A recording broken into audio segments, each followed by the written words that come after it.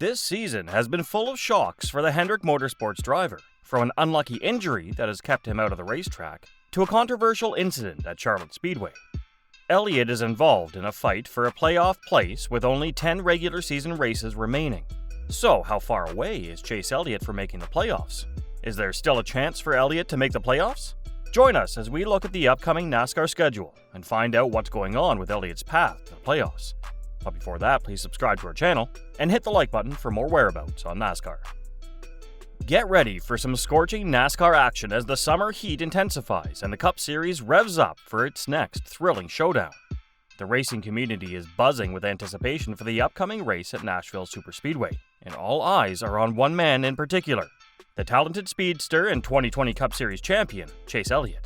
After a recent dry spell caused by an unfortunate accident in March, Elliott is itching to make his mark once again. Currently positioned at the 27th spot in the standings with 0 wins this season, the driver from Hendrick Motorsports is eager to turn his fortunes around. Despite his impressive performances during the 6 races he's participated in after his interval, 2023 hasn't panned out as Elliott had hoped. NASCAR's summer stretch has started, and with 10 races left in the regular season, a former Cup Series winner is a long way from making the playoffs. Chase Elliott is 27th in the standings going into next Sunday's race at Nashville Superspeedway. He's 84 points behind his Hendrick Motorsports partner, Alex Bowman, for the 16th and last spot in the playoffs. Elliott has missed a shocking 7 of 16 Cup races this season. The 2020 champion missed 6 straight races due to an injury and was banned from the trip to St. Louis after getting into a fight with Denny Hamlin in last month's Coca-Cola 600.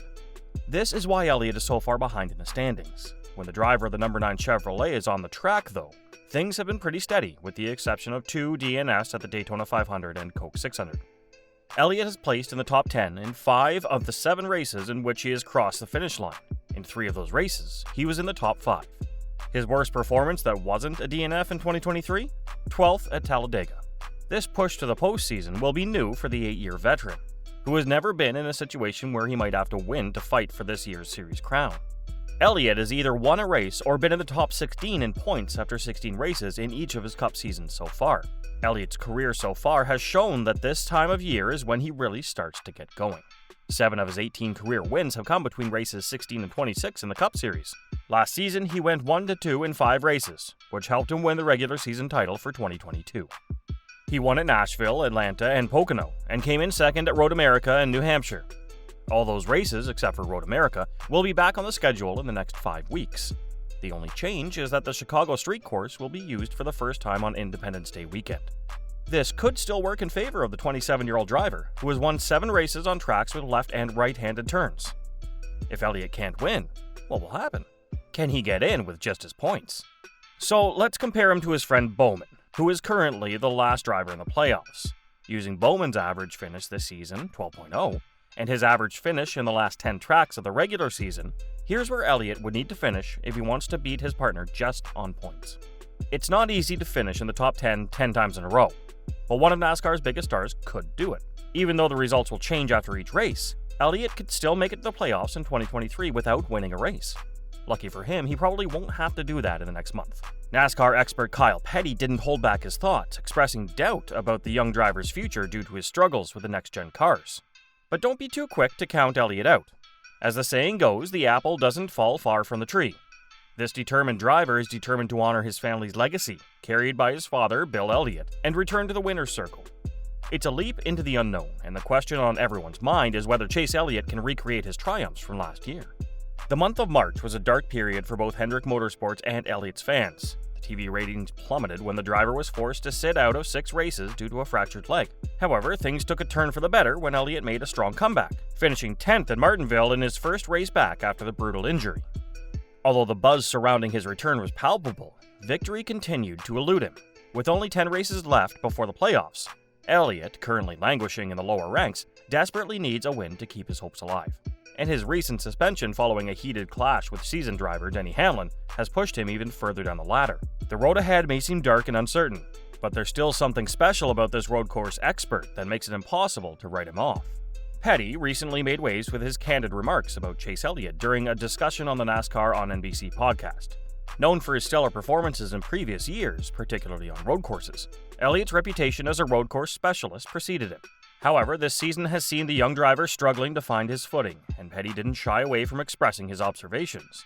Speaking to his co-host, Petty remarked, "You put Chase Elliott in a car and he just got it done. I don't know what they did or how he drove, or what his secret was, but he just got it done." Expanding on his point, Petty highlighted Elliott's impressive road course finishes from the previous years. He noted, "If you go back to last year and just take all of his road course finishes, he basically averaged a 9th or 10th place finish. If you go to the season before that, he averaged a 1st or 2nd place finish, probably." However, Petty acknowledged the current shift in perception, stating, "It seems he's still good, but I don't know if we'd say he's the best road course racer in the Cup Series now like we would have said a few years ago." With consecutive road courses on the horizon, including the highly anticipated Chicago road course, Elliott finds himself in a pivotal position.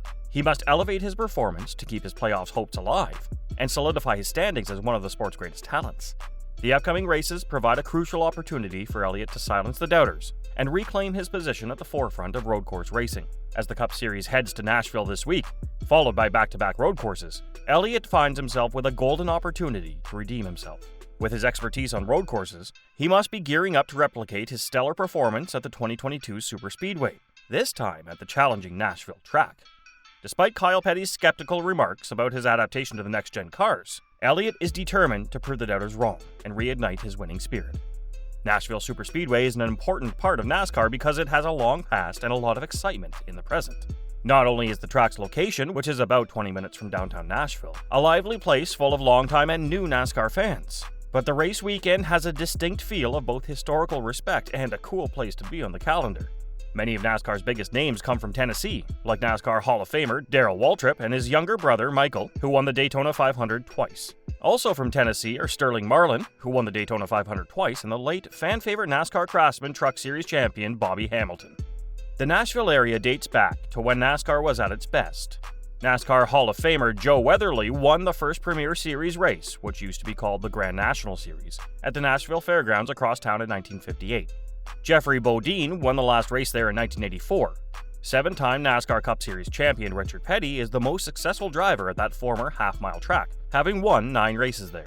Modern-day NASCAR goes to the concrete 1.33-mile Nashville Superspeedway in Lebanon, Tennessee, which is close by. It took over the race in 2001 and is now a top-tier event for both fans and competitors.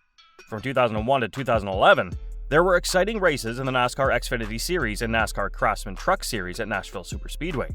After that, the track didn't have any races for a decade, and Speedway Motorsports bought it 2 years ago. The NASCAR Cup Series is only running its 3rd race at Nashville Superspeedway. The last 2 Gibson Guitar Awards were won by 2 past winners. Kyle Larson of Hendrick Motorsports led 264 of the 300 laps and beat Ross Chastain by more than 4 seconds to win the 2021 race and move closer to his NASCAR Cup Series title. Last year, Larson's partner, Chase Elliott, won the 2022 race by beating Kurt Busch by .551 seconds. Denny Hamlin led the most laps, 114, but he came in 6th in the race.